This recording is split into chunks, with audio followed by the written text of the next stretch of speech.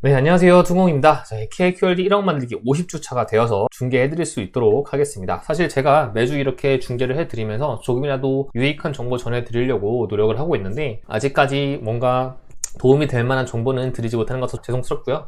앞으로 더욱더 발전해 나가면서 할 수 있도록 하겠습니다. 그래서 이번 주도 어떤 정보를 좀 전달해 드리면 좋을까라고 고민을 많이 했는데 이제 산타랠리를 좀 생각을 해봤어요.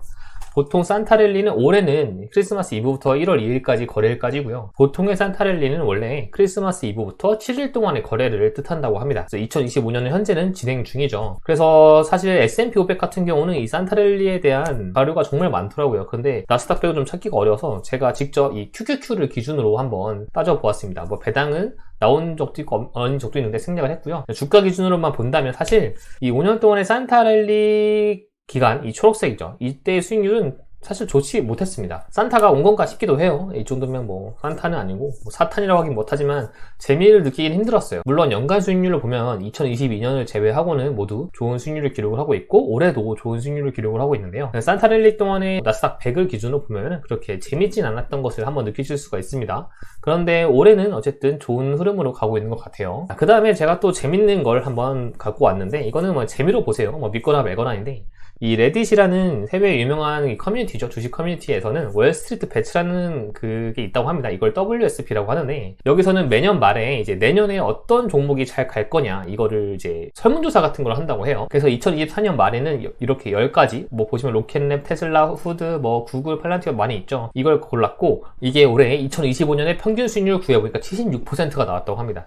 뭐 여기는 뭐 전문가들도 있고 아닌 분들도 많겠지만 어쨌든 이 사람들이 선택한 픽이 이렇게 높은 수익률을 나왔다고 해요. 그래서 올해도 이거를 아마 설문조사를 하고 있는 걸로 봤어요, 제가. 그래서 현재까지는 올해가 다 끝날 때까지 아마 계속해서 설문조사를 진행할 텐데요.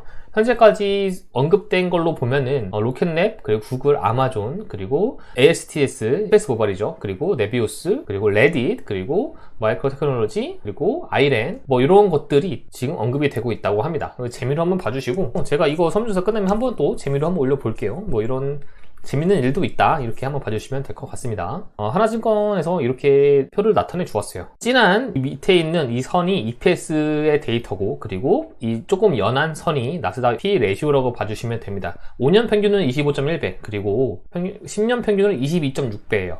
10년 평균으로 본다면 지금이 조금 높긴 하죠. 근데 5년 평균으로 본다면 거의 지금 25점대에서 하락할 것으로 예상을 하고 있으면서 비슷한 수준이에요. 장기적인 추세를 바라보실 때 괜찮을 거라고 생각이 들어서 이렇게 한번 소개를 해드렸습니다. 그리고 한 주 단위로 과연 뭘 많이 샀고 뭘 많이 팔았을까가 또 궁금해지더라고요. 단위는 밀리언 달러이고 이번 주에 우리 한국 사람들이 가장 많이 산 건 바로 테슬라네요. 그리고 스파이와 QQQ가 보이고 세 번째로 이 레버리지를 또 많이 샀습니다. 다섯 번째도 레버리지 그리고 알파벳 A인데 그냥 알기 쉽게 구글로 표기를 했습니다. 구글, 엔비디아, 또 S&P 500의 ETF 그리고 브로드컴 마지막으로 채권인 SGOB가 또 차지를 했네요. 확실히 지수 인덱스를 많이 사는 것을 확인하실 수가 있습니다. 사실 S&P 500 인덱스로 보면 SPY와 부를 같은 걸로 본다면 진짜 많이 샀다고 볼 수 있겠죠. 게다가 나스닥을 추종하는 QQQ도 많이 산 걸 확인하실 수가 있습니다. 매수 순위에서 레버리지로는 테슬라 2배인 TSLL이 있고 그리고 XOXL 반도체 3배에 추종하는 이 레버리지 2개가 매수 순위권에 있는 것을 확인하실 수가 있습니다. 매도 순위를 한번 보면은 필라델피아 반도체 지수 3배를 추종하는 XOXL 쏙3라고 하죠. 이 3배 레버리지의 매도 순위가 단연코 높았네요.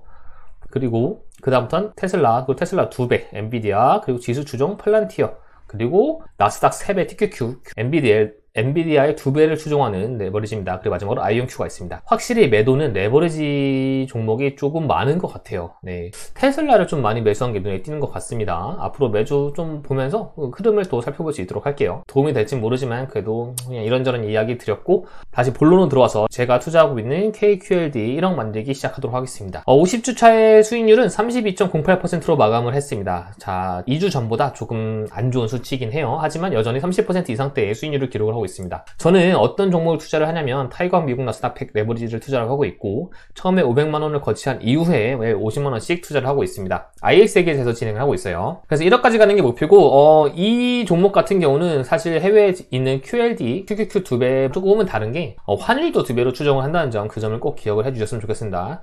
왜냐면 최근에 환율 움직임이 워낙 심하잖아요. 그래서 이거 환율도 2배로 추정한다는 걸 꼭 기억을 해주시고 투자를 결정하셔야 좋을 것 같습니다. 자, 그래서 저는 2주에 한 번씩 금요일마다 매수를 하고 있어요. 그렇기 때문에 25만원 정도 매수를 하고 있는데요. 네, 26일날 이렇게 7주 35,830원에 오전 10시에 매수를 하면서 적립을 하였습니다. 그래서 원래 421개였던 수량이 428개까지 증가를 한 것으로 보실 수가 있어요. 네, 수익률 같은 경우는 2주 전에 39.44%로 40%를 바라보고 있었는데 32.08%로 많이 낮아졌습니다. 환율이 떨어지는 면도 있고, 그리고 나스닥도 그렇게 큰 재미를 보진 못한 것 같습니다. 그래서 전체 평가금도 1,560만원 정도에서 1,510만원 정도로 떨어진 것을 확인하실 수가 있어요. 이번 2주 동안은 조금 하락을 했네요. 수익률은 32.08%로 마감을 했습니다. 그래서 보시면 2주 전에 40%에 가까이 봤던 수익률이 이제 30%대로 내려온 모습을 확인하실 수가 있어요. 수량은 계속해서 꾸준히 증가를 했고 수익률도 그래도 나쁘지 않게 증가를 하고 있습니다. 이때 마이너스 25% 이상 갔었을 이때가 바로 4월 달이었습니다. 그래서 올해 1년을 달려보니까 그래도 상승으로 마감을 할 수 있을 것 같습니다. 그럼 같은 시기에 같은 방법으로 한국에 상장되어 있는 나스닥 100이나 S&P 500 투자를 했을 때는 어떻게 달라졌을까를 한번 보겠습니다. 빨간색이 KQLD, 파란색이 나스닥 100, 그리고 초록색이 S&P 500입니다. 한국에 상장되어 있기 때문에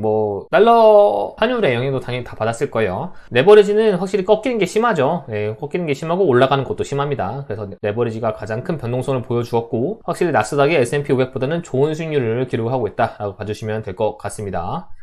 환율 한번 볼게요. 최근 3개월 동안 많이 올랐습니다. 진짜 1,500원 가는 거 아니냐라고 했는데 최근에 여러 말들이 있지만 어쨌든 환율이 급강하를 했습니다. 그래서 1,450원대, 1,440원대, 한때 1,430원대까지 가기도 했었는데 어쨌든 많이 내려온 모습을 확인하실 수가 있어요. 환율은 사실 저는 예측 불가능하다고 생각을 하고 결국은 평균에 수렴할 것이라고 생각을 합니다. 그래서 저는 환율을 예측하고 투자하는 편은 아니고 그냥 정해진 날에 매수를 하는 편입니다. 자, 그래서 50주차가 되었고요. 1억까지 가는 길입니다.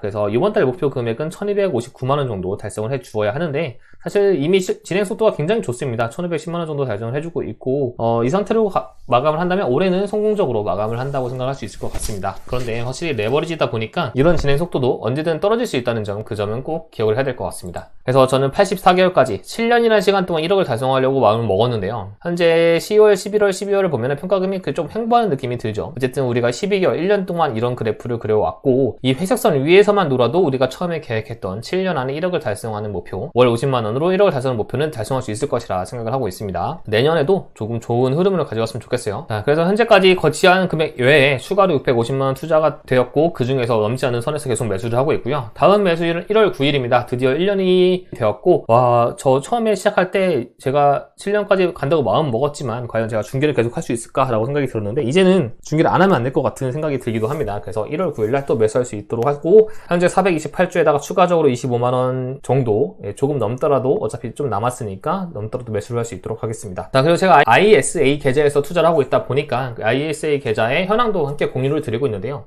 사실 저는 많은 걸 투자하고 있진 않고 크게 세 종목 투자를 하고 있다고 봐주시면 될 것 같습니다. 확실히 2주 전보다 수익률이 좀 떨어졌기 때문에 평가금도 좀 떨어진 것을 확인하실 수가 있어요. 그래서 현재 한 2,800만원 정도 평가금을 가지고 있고 종목은 금이랑 머니마켓 액티브 같은 경우는 제가 한 주씩 그냥 사놓은 느낌이고요. 나머지 세 종목을 좀 모아가고 있습니다. 먼저 제가 중개해드리고 있는 나스닥 100 레버리지 모아가고 있고 그 다음에 커버드콜 2종목 하고 있는데 이 종목은 배당 나오면 그냥 계속해서 재투자하면서 조금씩 수량 늘려가고 있습니다. 그래서 확인해 주시면 될 것 같고 일세 계좌에 대한 장기적인 저의 생각과 이런 것들 또 1년 투자를 했으니까 1년 동안 이 레버리지를 투자를 하면서 느꼈던 점들 또 정리를 해서 연말에는 한번 영상으로 좀 말씀드릴 수 있도록 할게요. 네, 남은 주말 모두 잘 보내시고요. 앞으로 어떤 정보를 드리면 더 좋을지 항상 고민하고 영상 발전해 나갈 수 있도록 하겠습니다. 모두 연말 잘 보내시고 다음 영상도 많이 기대해 주셨으면 좋겠습니다. 감사합니다.